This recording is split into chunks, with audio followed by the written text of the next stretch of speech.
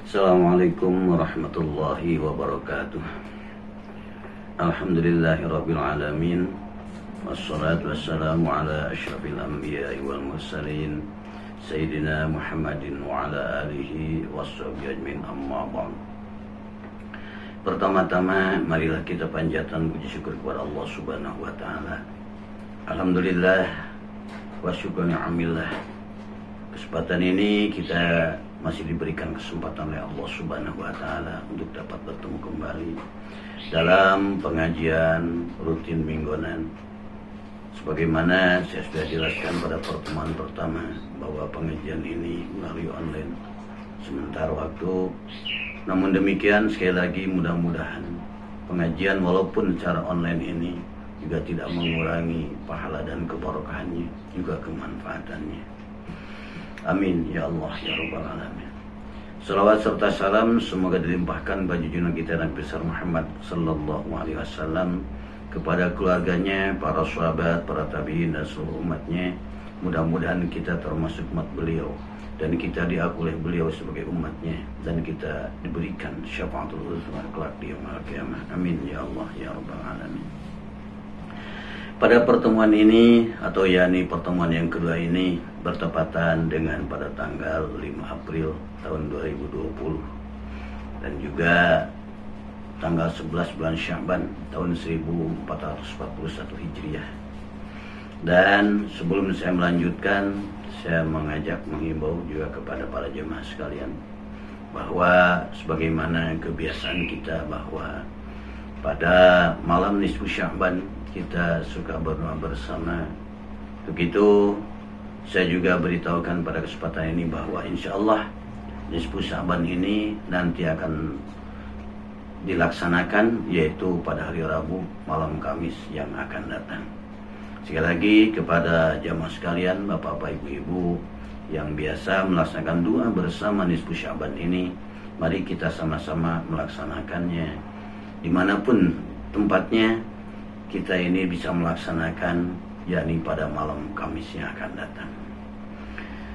Para jamaah rahimakumullah, baiklah kita lanjutkan pada pengajian pertemuan yang kedua ini, di mana pada pertemuan pertama kemarin kita sudah menjelaskan sunnah-sunnah wudu, yaitu yang pertama adalah membaca Bismillahirrahmanirrahim.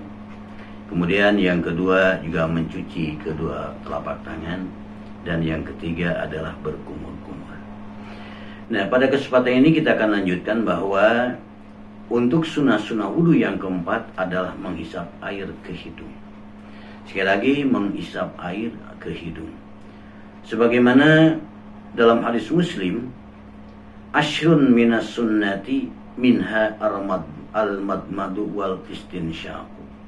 10 macam dari sunnah dalam berwudu ini, diantaranya adalah al-madmadu yaitu berkumur-kumur, wal istinsyaqu dan juga menghirup air ke hidung. Nah, dalam menghirup air ke hidung ini kita harus perhatikan bahwa bukan hanya sekedar kita mengusap hidung di luarnya saja, tapi kita ini adalah memasukkan air ke dalam hidung. Di sini dikatakan menghisap. Istinsyak itu adalah menghisap. Jadi air tersebut dihisap oleh kita ke dalam hidung, dimasukkan ke dalam hidung, kemudian dikeluarkan kembali. Nah, di mana faidahnya atau fadilahnya, kemanfaatannya adalah mungkin di sini dalam hidung kita ini banyak kotoran-kotoran, banyak virus dan lain sebagainya. Nah, sehingga dengan kita menghisap air ke dalam hidung dan kemudian dikeluarkan kembali, maka nanti kotoran-kotoran, virus-virus yang ada di dalam hidung ini juga akan bisa keluar dengan keluarnya daripada air wudhu tersebut yang pernah kita hisap. Nah, jadi sekali lagi para jemaah yang Allah Subhanahu wa taala, kita jangan salah bahwa dalam menghisap air ke hidung ini bukan kita mencuci hidung, tapi menghisap air ke dalam hidung. Itu yang perlu kita perhatikan. Nah, kemudian yang kelima adalah menyela-nyelai jenggot.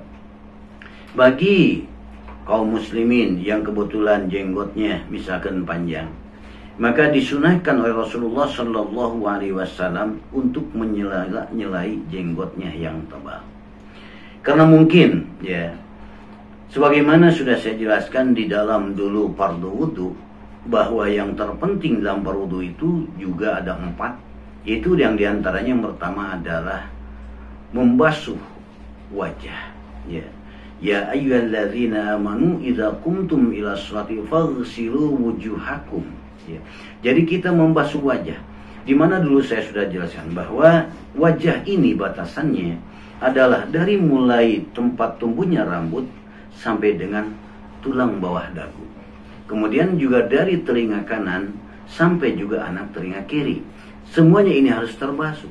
Nah, sedangkan mungkin saja kalau seandainya misalkan orang yang janggutnya tebal, maka air itu akan lamban ya sampai kepada anggota tubuh tersebut. Bahkan mungkin saja sulit untuk masuknya.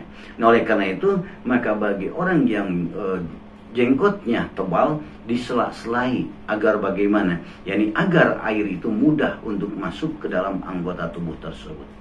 Nah, di mana di dalam hadis Rasulullah Shallallahu Alaihi Wasallam yang ini dikeluarkan yaitu oleh Ibnu Abbas. Kata Ibnu Abbas, annahu sallallahu alaihi wasallam, sesungguhnya beliau Kanjeng Rasulullah sallallahu alaihi wasallam, kana idza tawaddu'a, di mana beliau Kanjeng Rasulullah berwudu, syabbaka lihiyatahu, maka beliau menyela-nyelai jenggotnya al-karimah yang mulia, disela-sela oleh Kanjeng Rasulullah ya.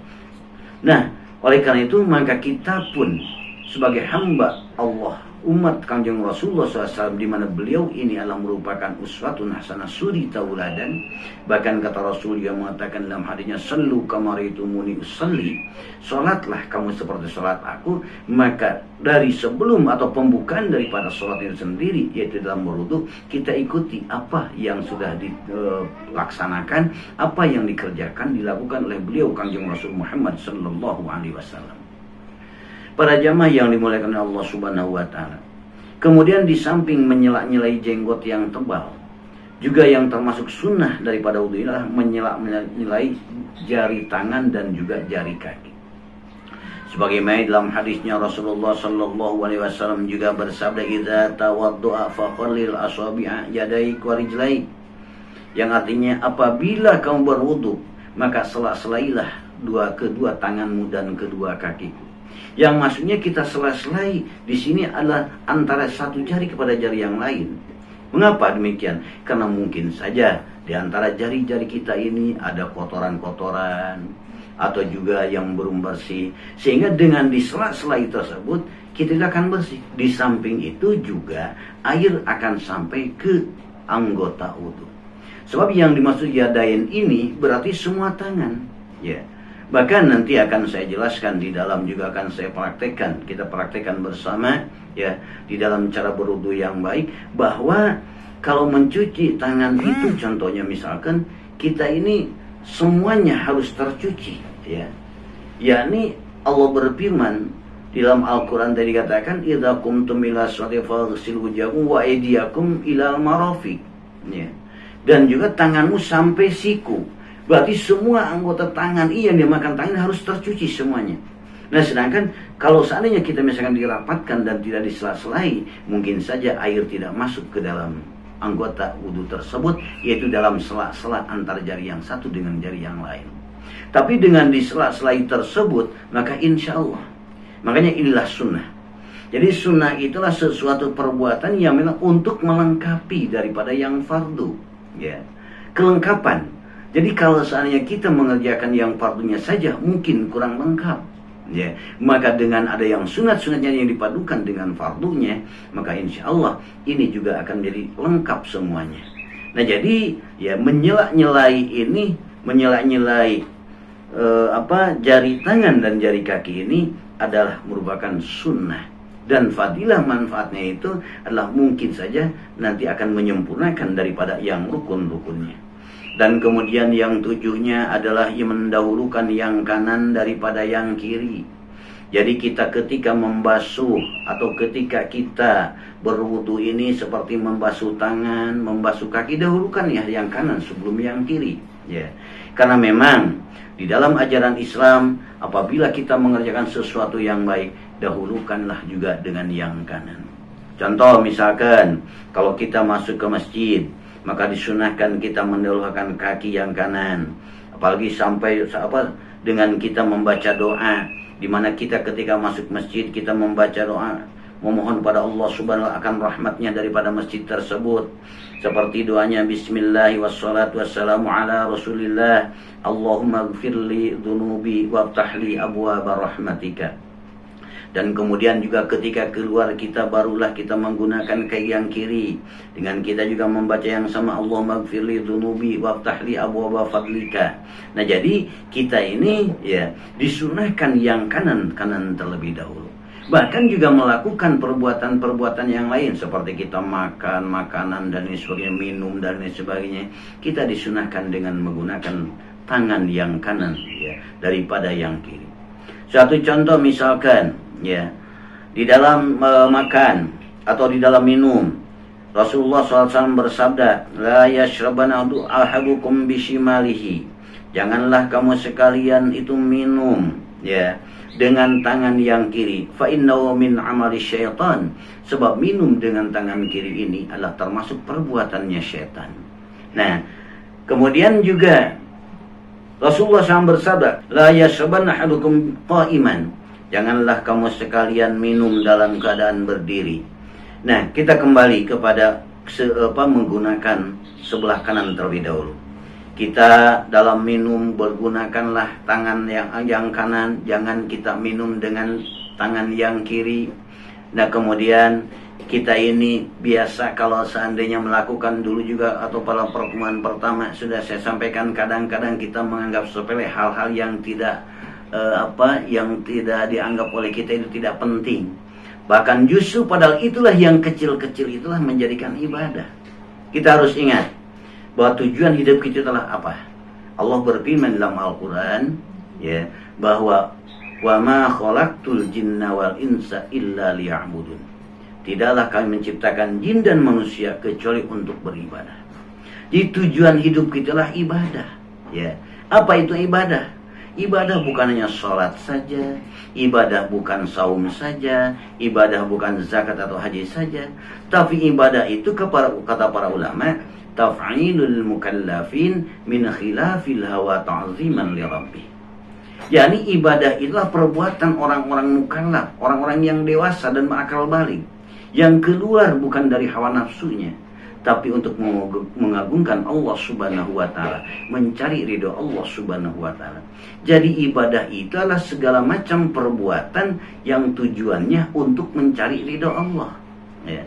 Nah, jadi oleh karena itu, maka apapun yang kita kerjakan di muka bumi ini, ciptakan oleh kita supaya perbuatan yang kita lakukan ini menjadi ibadah ya. Kalau pepatah orang dulu mengatakan, ulah nikakeun gawe capek teu kapake ya. Dikerjakan oleh kita, tapi juga kita itu hanya mendapatkan sepihak saja, hanya mendapatkan keuntungan dunia saja, sedangkan di akhirat tidak ada pahalanya. Kenapa? Karena kita itu tidak berniat untuk ibadah ya.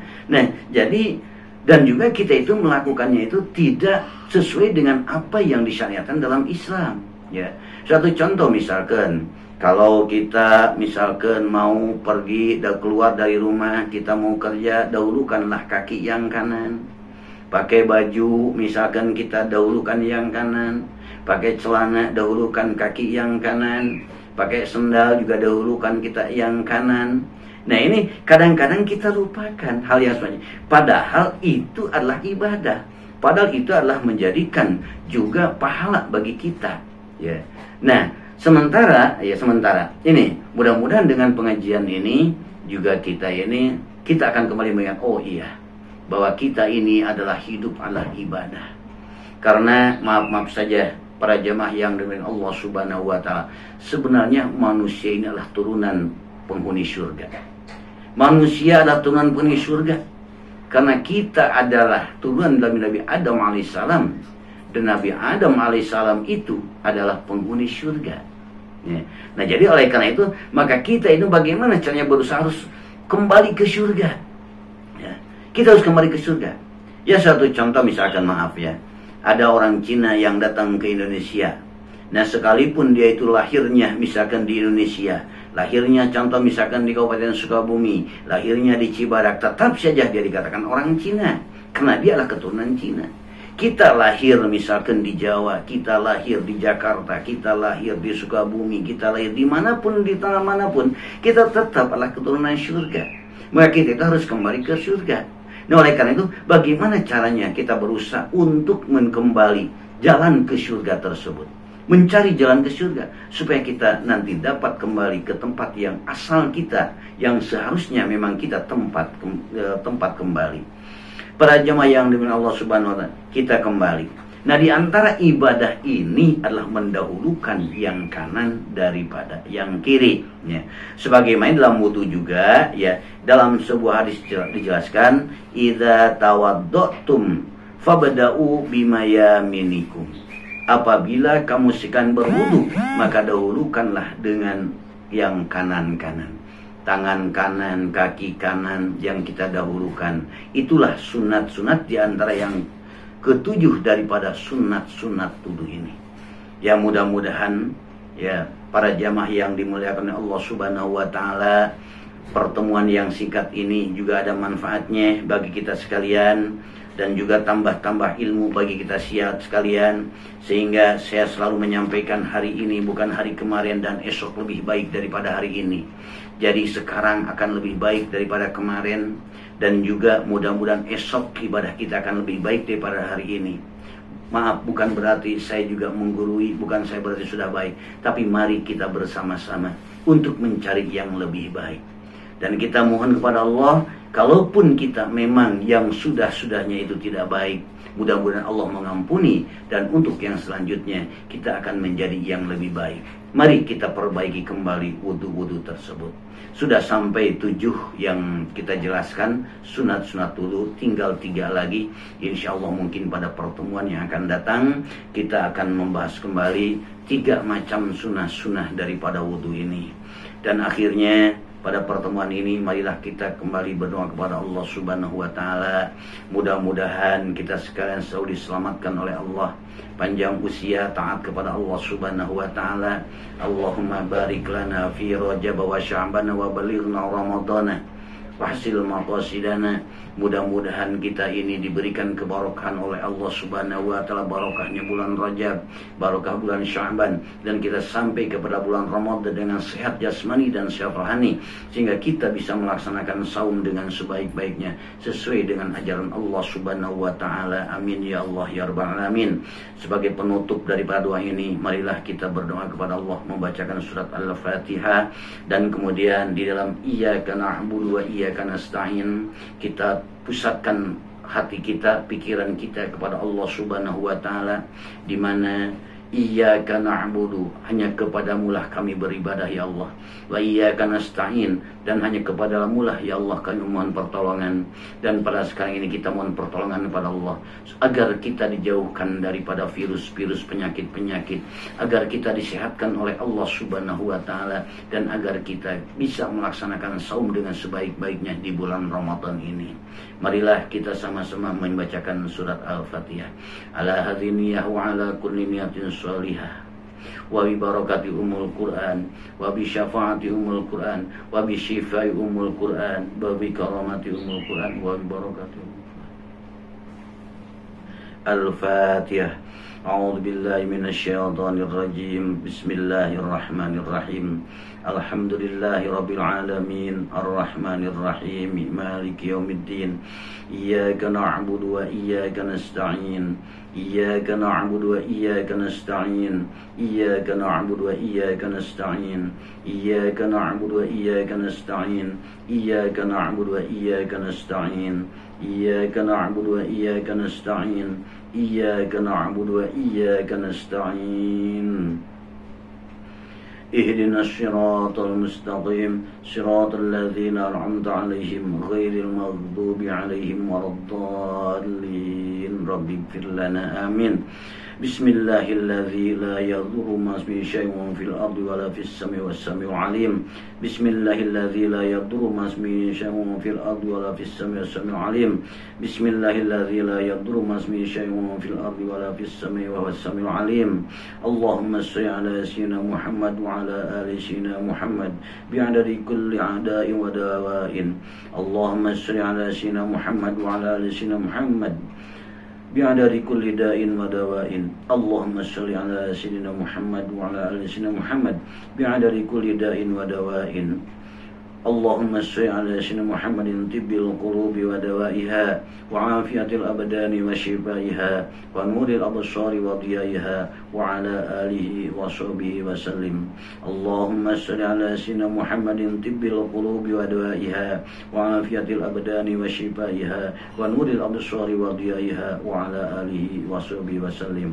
اللهم صل على سيدنا محمد طب القلوب ودوائها وعافية الأبدان وشفائها ونور الأبصار وضيائها وعلى آله وصحبه وسلم برحمتك يا أرحم الراحمين. الفاتحة. أعوذ بالله من الشيطان الرجيم. بسم الله الرحمن الرحيم. الحمد لله رب العالمين الرحمن الرحيم. إياك نعبد وإياك نستعين اهدنا صراط الذين أنعمت عليهم غير المغضوب عليهم ولا الضالين.